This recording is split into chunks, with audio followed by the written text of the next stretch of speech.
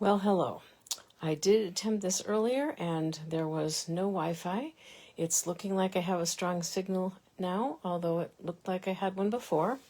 I'm Roberta Calacino and I'm an independent Stampin' Up! Demonstrator here in the Finger Lakes region of upstate New York. The name of my business is 11 Lakes Stamper. You can also find my videos on YouTube at 11 Lakes Stamper. And this group is a public Facebook group called 11 Lakes Stamper Creatives, just in case you came upon it by accident.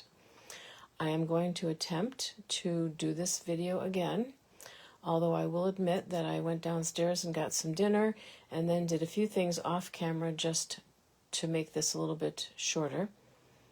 All right, I'm just checking to make sure that I am recording, and yes I am, and I'm live. Okay. So that's good, and then we're just going to hope for the best. I don't know what to say. Oh, sorry about that. There we go. All right. So last week I came to you with a suite. Of course, I had all of these things out here before, right? I came to you with a suite from the from the September to December 2025 mini. And this is the name of the suite, the Amber Toile Suite collection. And this suite is what we call a mega suite or a super suite in that it has two bundles, not just one. So the first bundle that it has is called Amber Autumn, and this is the one that we used last week. Last week I made these two cards, which I really just love. And you know, when I say I love a card, I'm not tooting my own horn. The products do the talking. The products are so wonderful, and yes, you do kind of have to know how to put them together, and that takes some practice, but everything about Stampin' Up's products are color coordinated. So the designer series paper matches the ink, matches the designer series paper, or the cardstock color matches the ink, matches the designer series paper, matches colored pencils, watercolor pencils, everything matches. So there's no thinking to yourself, oh, I know those two things will match, and then you pull them out and you realize they're not even close to matching. So I take some credit for the cards, but I have to give Stampin' Up! And their wonderful artists a lot of the credit as well. So those are the two cards that we made last week using this suite, or this bundle from the suite. And then tonight, we are going to use the other bundle, which is called the Autumn Trees bundle. And that's a really great bundle as well. And I've already pulled out, there's only 7 stamps in the bundle, and I've already pulled out the largest stamp in the batch, and that stamp is the large tree image. So I wanted to show that to you. All right, you can see the detail on it. Now, I know I've been saying this every Wednesday for a couple of weeks now, but Stampin' Up! Has decided that they need to stop making the red rubber stamps, mainly because they're having a difficult time. They make their own stamps in their factory in Utah. Excuse me. And they are unable to get enough of the rubber to make the stamps that they need to make and not have things be constantly on back order or unavailable or whatever. So they've decided to stop making these and focus primarily, or really only, on the photopolymer stamps. But you can see the detail there. And what I want you to see is that I did 2 stampings of this. They were here 30 seconds ago. Here we go. So this one I stamped all in green, and obviously we all know that trees are not all green, that the trunk is brown usually. But if I'm going to color this with the blends, it doesn't matter, I can color that up or cover that up. But I just wanted you to see the detail in this stamp, and this is what I love excuse me, about their stamps. I brought up a glass of water excuse me, and I left it in my bedroom before I came in here. I also stamped this one in the same green, only this time what I did, oh no, I lied, I didn't. I stamped this one using the stamp and using the sponge daubers. So these are our sponge daubers. They do not come packaged like this. We sell them 5 in a bag, and you can find those on my online store. But I got this case for them at scrapbook.com, and I really like it. So I pulled out 3 or 4 different shades of green, and the ink pads, probably more than 4 shades of green, and I just dabbed it all around, and then I dabbed the trunk in brown, so that when I stamped it down, there were colors all over it. But it still looked a little, I don't know, a little odd. Like there were still lots of blank white spaces, and I didn't like that. So then I got the same sponge daubers that I had used to ink up the stamp, and I just very gently went all around the outline of the tree with the sponge daubers. And I really liked the way that came out. And then I took colored pencils, the watercolor pencils, to color the trunk. I'm pointing at the camera. Here we go. To color the trunk and all these little branches that you could see peeking out in different places. And I really liked the way that looked. So to do that, I used quite the combination. I used pecan pie for the trunk. I used a little bit of shaded spruce, a little bit of pretty peacock, a little bit of old olive, some garden green. And when I first inked up the stamp, I did most of it in lemon lime twist just because I knew I was going to go over it with darker colors, so the lemon lime twist would show through here and there, but there wouldn't be a lot of white spots, but obviously I missed. And so I decided to do this, and I honestly think that looks very nice, so I was very happy with the way that came out. It looked just fine to me. Okay, so then this particular bundle also comes with some dies. So the other thing I did off camera that I wanted to show you is I took my blending brushes and I did half of an 8.5 by 11 sheet with fall colors. And for that, I used, again, a bunch of things. I used Real Red, and somehow I got it on the pad. I used Real Red. I used crushed curry. I used pumpkin pie, cherry cobbler. I got out the Timid Tiger, but I don't think I used it. I'm pretty sure I did not use it. And I used Cajun Craze, and then I used a little bit of the Darling Duckling as well. That's one of the new in colors. And so is the Timid Tiger, but like I said, I chose not to use that. I figured I had enough color. And then I did the same thing on the other half of the paper using the greens that I just mentioned to you a minute ago. And my plan there was to use these dies. So the dies that come in this bundle are really amazing. So aside from having a deer and some little, they could be rocks, they could be mounds of grass, there's a smaller bush here and the outline part of the bush, those are there.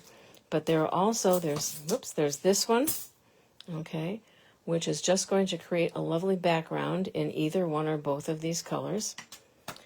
Actually, let me show it to you the other side, because this one does not cut anything. It only embosses. I think I'm correct on that. Yeah, there are no cutting edges on here. So it only embosses and cuts out here, but it's not going to actually cut out the rectangle. And if I'm right, we'll see that when I demonstrate in a minute. This is another section that would be something you could cut out of these in green or in the fall colors. And then it could go on top of, what you cut out could go on top of the tree that you may have already stamped, like maybe one like this that doesn't have anything on it. So we'll have to play with that a little bit. I have not played with these yet. And then there's this one. This one would just cut out this stamped image as it is, just like that. But this one, if you put that on top, and you wouldn't put that on top of one you've already stamped, at least I don't think so. I think you would put it on top of one of these, will not only give you the outline, it will cut out the tree, but this inside one, which will not cut out the tree, will do all of this lovely embossing and cutting of small pieces throughout the tree. So that's what we're going to do with this. Sometimes I do a lot of that off camera, but I decided this time to do some of the stamping and coloring off camera and then let you see what the Stamp and Cut and Emboss machine is going to do with that. I've got a fruit fly in here. That will drive me crazy. Okay. So let's see. The other trees were all green. And of course, even though we are, fall is here, we don't want to admit it, but fall is here. But we do want to still think about green trees. I'm not ready for red trees yet. All right, so what I'm going to do is cut out as small as I can because I hate to waste this. I put a lot of time into this. So I want to make it last. Maybe I can use it, extra pieces like around here, to cut out some of the leaves that are in the other set, the die cuts in the other set. All right, so we're going to cut there. So I'm not quite cutting it in half, so I still have plenty left over. Okay, and then I've got the tree. Oh, I hope I left myself enough room for the outline there. Ooh, it's going to be close. Oh boy, not quite. Well, I think just for the sake of you seeing what this looks like, I think it'll be okay. All right, so I've got to get my plates. I have my mini Stampin' and Cut and Emboss machine because I thought that would make it, but that's not quite going to cut it. So then I got out the big one, and here are the plates for that. So let me get the machine on the table first. Yeah, and you can kind of see why I don't do this. It's a little too close, and it's kind of big, and it just takes up a lot of room. And until I have the ability to have a different setup where I can have room, I'd love to have tables on either side of this table as well, so I can have sort of stations set up at those tables. That would be my goal, but I don't know if it's ever going to happen. It's a cat thing, because the only place I have in the house big enough to do that is a spot that I cannot keep the cats out of unless I build a wall, which I'd really rather not do.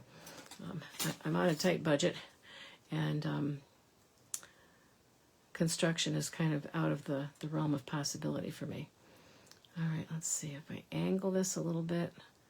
Yeah, I think I can get like 99% of it. So I did tear up a couple of pieces of tape that I've already misplaced. Oh, they're still stuck to my pants where I left them. Even though this is painter's tape and it is supposed to release, it actually says easy release on the package. I don't always believe that, so I take the tape and I just put it on my sleeve or on my pants a few times just to kind of make it a tiny bit less sticky. And then I try not to put the tape any place where it's going to be touching the parts that I'm going to want to keep, if that makes sense. So I wouldn't want to rip that or rip this here. All right, now we put the top plate on. And away we go.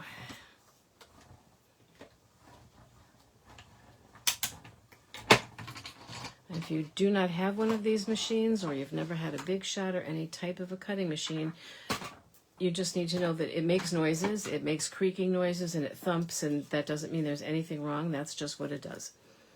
Okay, so there we go.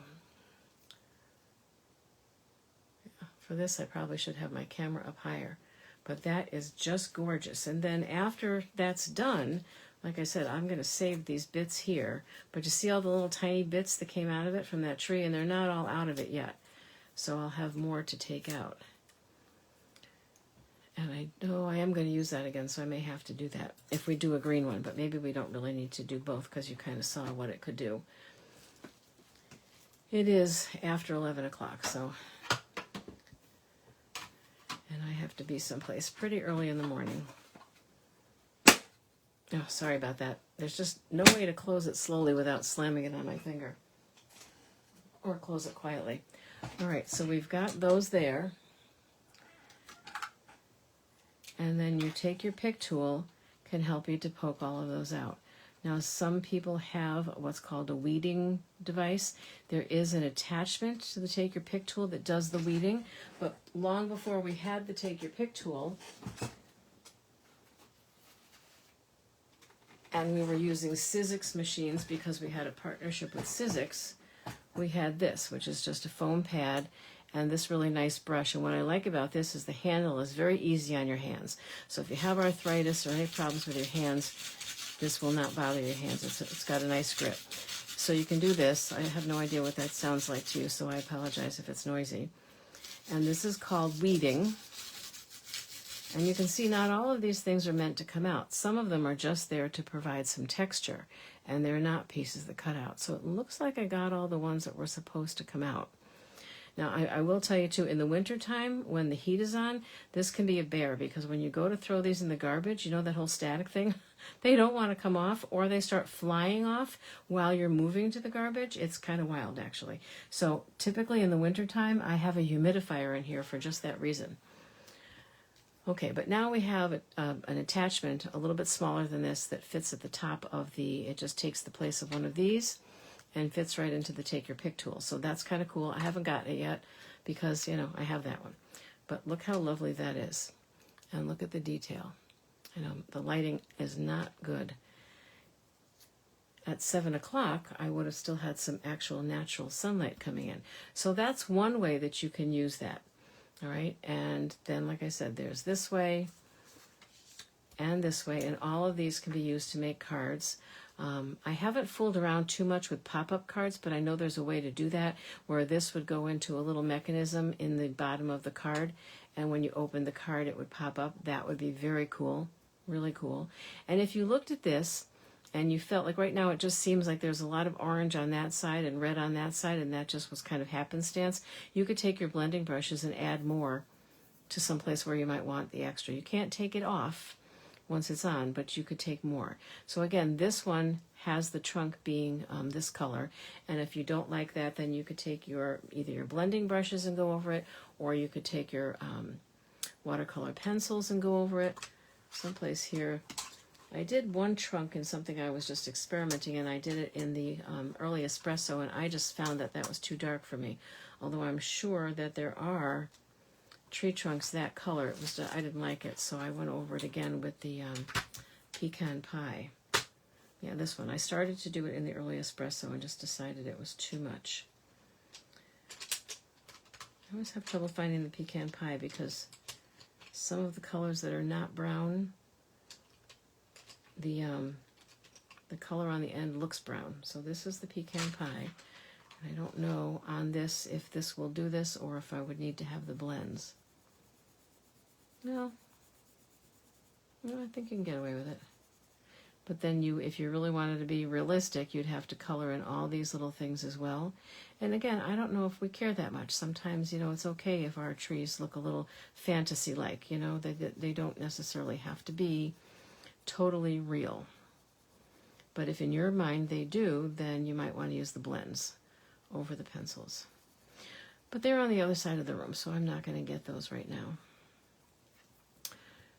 So my intention was to make some cards, and I'm just honestly not sure at this hour if I'm going to make some cards or if we're just going to consider this a demonstration of the different ways that you can use this. And like I said, the other way to use these dies would be instead of using them as a pair, that you would use them or just use this to cut out the tree. And I think I could do that as well, just so we can see what that looks like. And then you won't get the texture. But I don't know if you would want that. I'm just not sure what it would look like. And I'm almost afraid to try. I don't know why I'm afraid to try. Yeah, I just don't know. I feel like I would want one or the other, but not both on the stamped image. On the blended or colored image, I liked using both for sure. I don't know. I'm guessing that most of you are going to catch this on the replay, either here on Facebook for a month, and after a month when it's deleted by Facebook, then you can catch it on my YouTube channel. I don't know how many people are still up. I will actually go to bed and probably spend an hour watching YouTube videos or messing around on Pinterest or looking up art ideas because I have an art show coming up, and I've got to make some creepy art, and I've never made creepy art before. I've made bad art before, but never creepy. But that's what I'm supposed to do. It's called the Spooktacular Show here at the gallery in town, and so I need to make something a little bit creepy, but not too scary, because we have little children coming to kind of trick or treat and be there for an event that we're having as well. We have a haunted gallery. Not on Halloween night, though. What is it? I want to say it's the October 19th and 20th, if that's a Friday and Saturday. It's whatever the Friday and Saturday is closest to that date. So if you live anywhere in Wayne County, or for that matter, because we service the whole county, but even if you lived outside of Wayne County, I don't think anybody would throw you out. Consider bringing the kids and coming down. It'll be a lot of fun. And that's Wayne County, New York, because I know there's a Wayne County, Michigan. There's a couple of different Wayne counties. So Wayne County, New York is what I'm talking about. Upstate. All right, so let's run that through.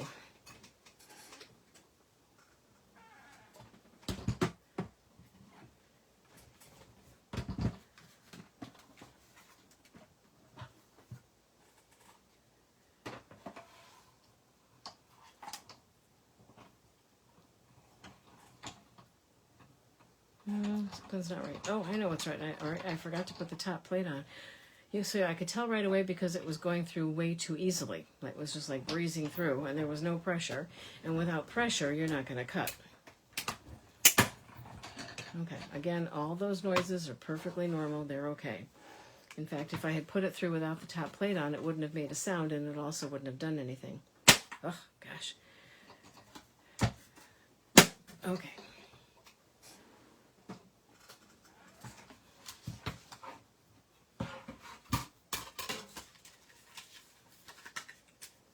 Okay.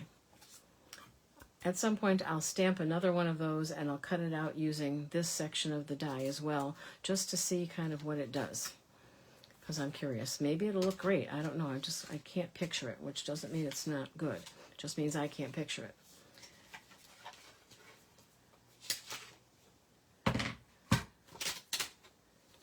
And then there's these cute little deer here, like a mama and baby deer in the grass. That would be really cute. And I thought it would be neat to do a nighttime scene and have them like black as if they're just a silhouette in the dark.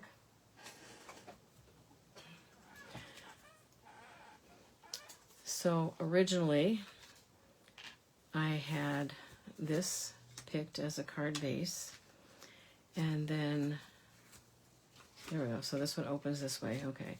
And then I had a 4 by 5 1/4 crushed curry layer. And then I was thinking about this and stamping on that, but then I decided to do the other thing.